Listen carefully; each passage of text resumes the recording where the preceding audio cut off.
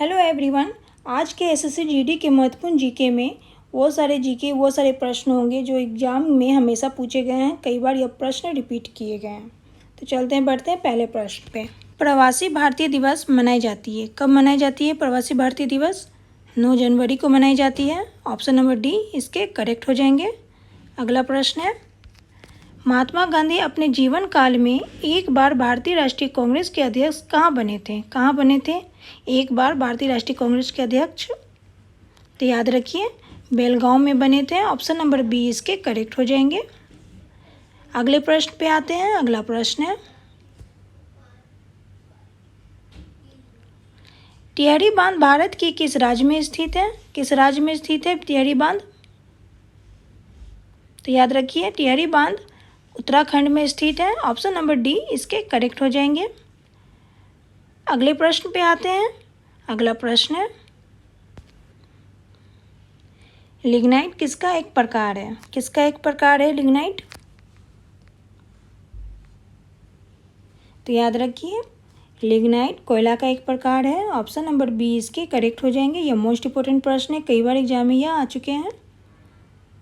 अगले प्रश्न पे आते हैं। अगला प्रश्न है, योग दिवस किस तिथि को मनाई जाती है? किस तिथि को मनाई जाती है योग दिवस?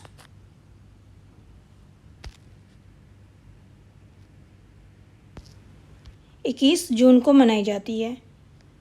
ऑप्शन नंबर ए इसके करेक्ट हो जाएंगे। योग दिवस 21 जून को मनाई जाती है। अगला प्रश्न है, भारतीयों के लिए महान सिल्क मार्ग को किसने आरंभ कराया था?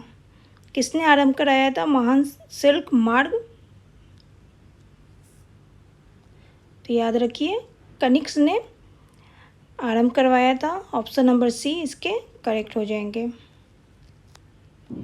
अगला प्रश्न है,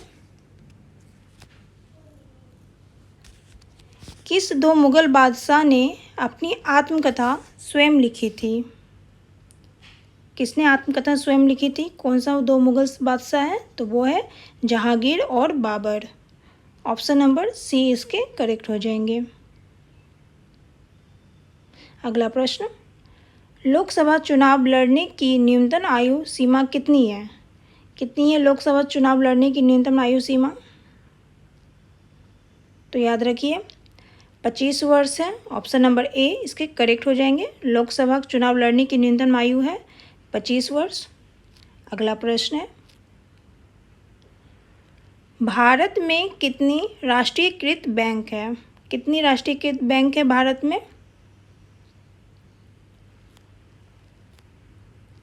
तो याद रखिए 19 राष्ट्रीयकृत बैंक है भारत में। ऑप्शन नंबर 20 के करेक्ट हो जाएंगे।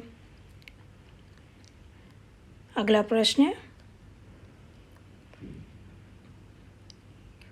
वर्ष 2011 की जनगणना के अनुसार भारत में महिला साक्षरता कितनी है? कितनी है भारत में महिला साक्षरता? 64.6%। ऑप्शन नंबर सी इसके करेक्ट हो जाएंगे। अगला प्रश्न है,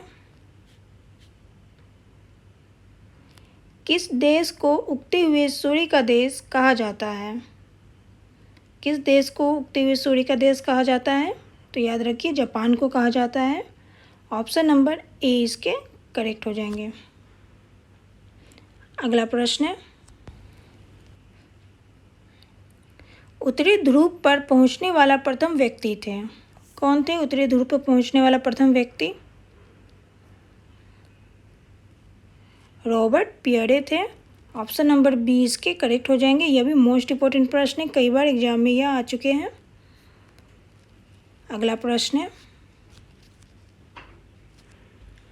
तालचेर निम्न में से किस लिए प्रसिद्ध है? किस लिए प्रसिद्ध है तालचेर? यह कोयला के लिए प्रसिद्ध है। ऑप्शन नंबर बी इसके करेक्ट हो जाएंगे। अगला प्रश्न है, देशबंधु नाम से कौन विख्यात है? कौन विख्यात है देशबंधु के नाम से? चित्तरंजन दास विख्यात है देशबंधु के नाम से। ऑप्शन नंबर बी इसके करेक्ट हो जाएंगे। अगला प्रश्न है,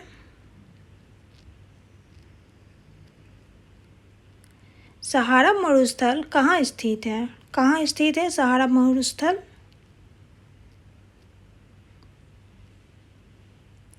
तो याद रखिए, सहारा मरुस्थल स्थित है उत्तरी अफ्रीका में। ऑप्शन नंबर सी इसके करेक्ट हो जाएंगे। आते हैं अगले प्रश्न पे। अगला प्रश्न है,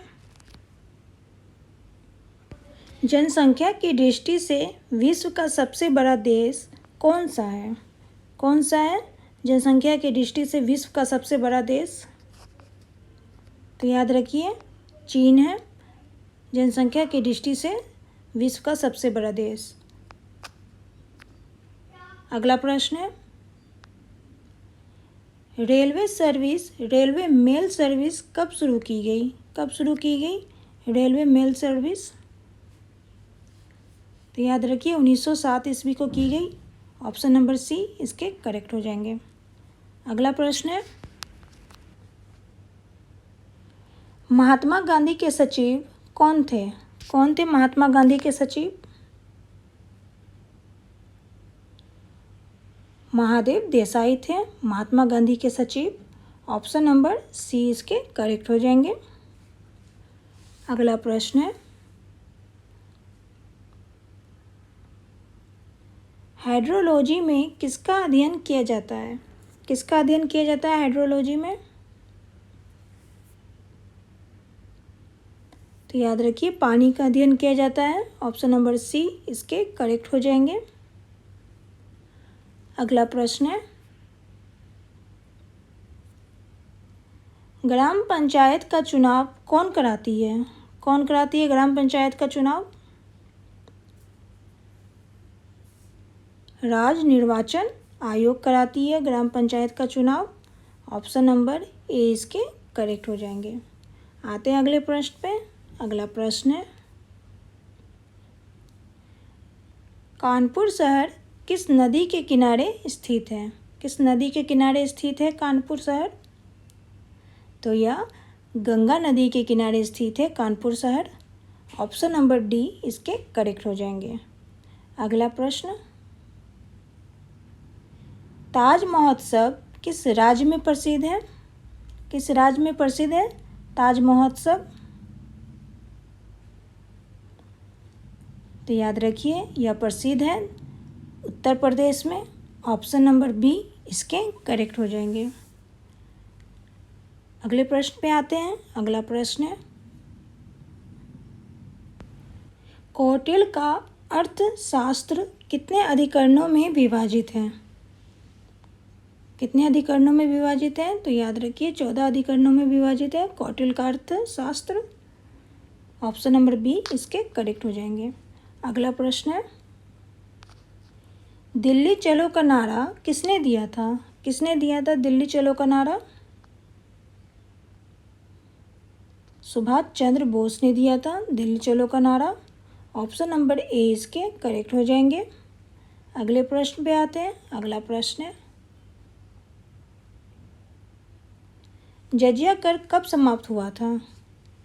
कब समाप्त हुआ था जजिया कर? तो याद रखिए 1564 ईस्वी में जजिया कर समाप्त हुआ था। और किसने किया था? तो अकबर ने किया था। ऑप्शन नंबर सी इसके करेक्ट हो जाएंगे। अभी के लिए इतना ही। फिर मिलते हैं नेक्स्ट वीडियो में नई जीके जीएस के साथ, जो आपके एग्जाम के लिए मोस्ट इंपॉर्टेंट है।